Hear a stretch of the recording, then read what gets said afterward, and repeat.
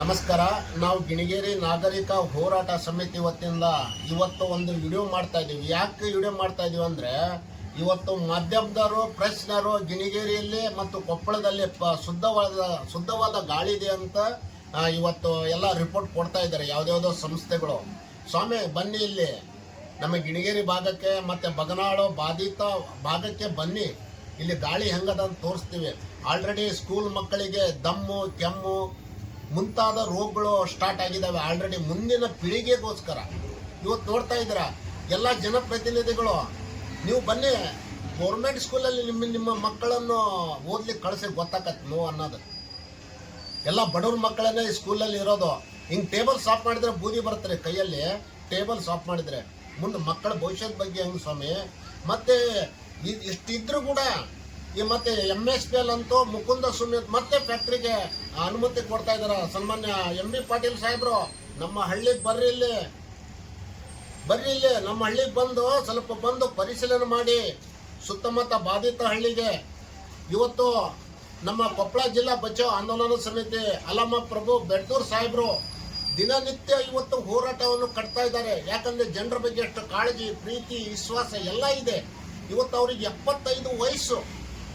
ಆದರೆ ಕೊಪ್ಪಳ ಜನರಿಗೋಸ್ಕರ, ಕೊಪ್ಪಳ ರಕ್ಷಣೆಗೋಸ್ಕರ ಮತ್ತೆ ಬಾಧಿತ ಹಳ್ಳಿಯ ಜನರಿಗೋಸ್ಕರ ಇವತ್ತು ಹಗಲು ರಾತ್ರಿ ಕಷ್ಟಪಡ್ತಾ ಇದ್ದಾರೆ ಅವರು.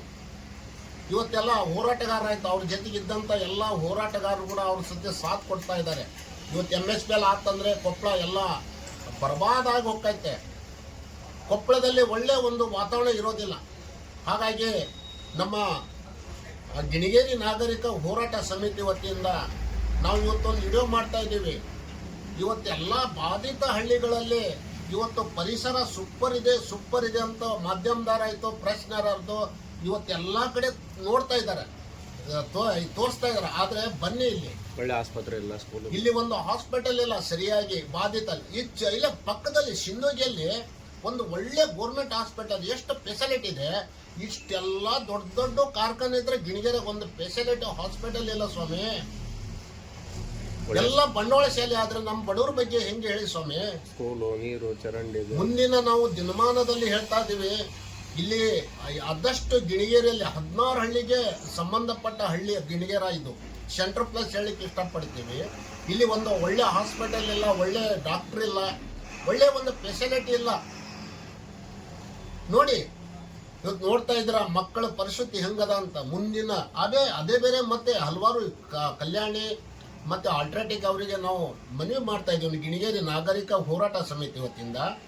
ಯಾಕಪ್ಪ ಅಂದ್ರೆ ಹೆಚ್ಚಿನ ರೀತಿ ಪರಿಸರ ಬೆಳೆಸ್ರಿ ಸ್ವಾಮಿ, ಒಳ್ಳೆ ಹಾಸ್ಪಿಟಲ್ ಕಟ್ಕೊಡಿ ಗೆಣಿಗೇರಿ ಭಾಗಕ್ಕೆ, ಮಕ್ಕಳದ ಆರೋಗ್ಯ ಕಾಪಾಡಿ ಅಂತ ಹೇಳಿದ್ರು. ಯಾವುದೇ ಸೂಕ್ತ ಕ್ರಮ ಕೈಗೊಳ್ತಾ ಇಲ್ಲ. ಯಾಕೆ ಸ್ವಾಮಿ? ನಮ್ಮ ಜನರು ಎಂದ ರೊಚ್ಚಿಗೆ ಹೇಳ್ತಾರೋ ಗೊತ್ತಿಲ್ಲ.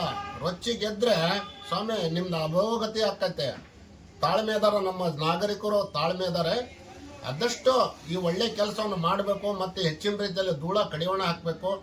ಹಾಗಾಗಿ ನಾವು ಗಿಣಿಗೇರಿ ನಾಗರಿಕ ಹೋರಾಟ ಸಮಿತಿ ವತಿಯಿಂದ ನಾವು ಇದು ಮಾಡ್ತೇವೆ. ಆದಷ್ಟು ಬೇಗನೆ ಎಲ್ಲ ಶೇರ್ ಮಾಡಿ ಸನ್ಮಾನ್ಯ MB ಪಾಟೀಲ್ ಸಾಹೇಬರಿಗೂ ಮುಟ್ಟಬೇಕಿದ್ದು ಇಲ್ಲಿ. ಯಾಕಂದ್ರೆ ಕೆಲವೊಬ್ಬರು ರಿಪೋರ್ಟರ್ಗಳು ಹೇಳ್ತಾ ಇದ್ದಾರೆ ಗಿಣಿಗೇರಿ ಇದು ಕೊಪ್ಪಳದಲ್ಲಿ ಪರಿಸರ ಗಾಳಿ ಇದೆ, ಇದು ಉತ್ತಮವಾದ ಗಾಳಿ ಇದೆ, ಒಳ್ಳೆ ಇದೆ ಅಂತ ಹೇಳ್ತಾರೆ. ಅವ್ರಿಗೆ ಮುಟ್ಟವರಿಗೆ ಶೇರ್ ಮಾಡಿ ಸ್ವಾಮಿ.